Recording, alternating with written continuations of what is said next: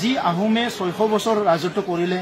এতিয়া অসমত যদি চাবলৈ যায় যে অসমত সবচে বিদেশত যদি কোনোবা চাকৰি কৰি বেপাৰ কৰি আছে হিটো হল আহোম আজি অসমৰ বাহিৰত IAS IPS সবচে বেছি আছে যদি অফিচাৰ আছে যদি ডক্টৰ ইঞ্জিনিয়াৰ হিটো হল আহোম গতিকে হি আহোম জনগোষ্ঠীটো আৰু যি সকলৰ ভাৰত স্বাধীনৰ আগত আৰু পিছত প্ৰত্যেকটো বিধানসভাত আজি তেখেতসকলৰ মন্ত্ৰী আছে মাজে মাজে CM আছে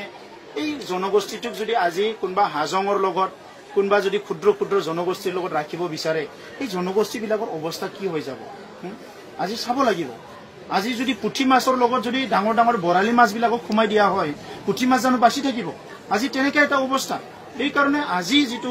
কমিটি ইয়াত গঠন হৈছে 6 জনগোষ্ঠীক জনজাতিকৰণ দিবৰ কাৰণে এই কমিটিটো কোনো পৰ্যায়ে আজি ন্যায় দিব নোৱাৰে জনজাতি সকলক তেখেতসকলে কেটেগৰী বনাম বুলি কৈছে কিন্তু যেটো আজি নেশনেল যেটো এক আছে ইয়াত কোনো কেটেগৰী নহয় এটাই ভাৰতৰ জনজাতি আৰু সেই জনজাতিটো সলনি কৰিব নোৱাৰে গতিকে আজি তেখেতসকলে যে অসমত কেটেগৰী কৰি দিব ওলাইছে কিন্তু অসমত কেটেগৰী কৰিলে হ'ব ৰাষ্ট্ৰ পৰ্যায়ত আমি গুটে ডিপ্ৰাইভ হৈ যাম আমি 14টা ইয়াত ট্ৰাইবেল জনগোষ্ঠী আছে 14টা ট্ৰাইবেল জনগোষ্ঠীৰ জনসংখ্যা হল 38 লাখ কিন্তু অকল 6টা জনগোষ্ঠীৰ জনসংখ্যা হৈছে প্ৰায় 1.5 crore 1.5 কোটি গতিকে আজি পপুলেশন দি কম্পিট কৰিব নোৱাৰে কোৱালিটি দি কম্পিট কৰিব নোৱাৰে কোনো দিশতে কম্পিট কৰিব নোৱাৰে আৰু হেতু যদি কৰিব যায় এটা ইতিহাসিক ভুল হ'ব মই বৰঞ্চ ইয়াত এইটোকে ক'ব বিচাৰিম যেহেতু জনজাতিকৰণটো নকৰিলে অসম আৰু জিয়াই নাথাকে বুলি ভাবিছে গতিকে একবাৰতে আহোমতকে পিছপৰা হল কলিতাসকলক ST কৰক আৰু আহোমতকে পিছপৰা হল নাথযোগীসকলক ST কৰক মিয়াসকলে ST বিচাৰি আছে মিয়াসকলক ST দিয়ক আৰু ইয়াৰ লগতে আজি গৰিয়া মৰিয়া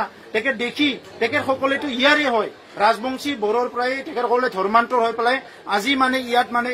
তেখেতসকলে গৰিয়া মৰিয়া দেশী হৈছে তেখেতসকলকে ST কৰক আৰু বাকি যিখিনি আছে যে আজি OBC গোৰ্খাসকলে ST বিচাৰিছে তেখেতসকলে ST কৰক আৰু বঙালী সকলৰো যিসকল প্ৰথমৰ প্ৰায় 71 আগৰ পৰা আছে তেখেতসকলকে ST কৰক মুছলমান সকলকো ST কৰক গতিকে অসমখনক গোটাই ST কৰি দিয়ক তাতে বেছি লাভ আছে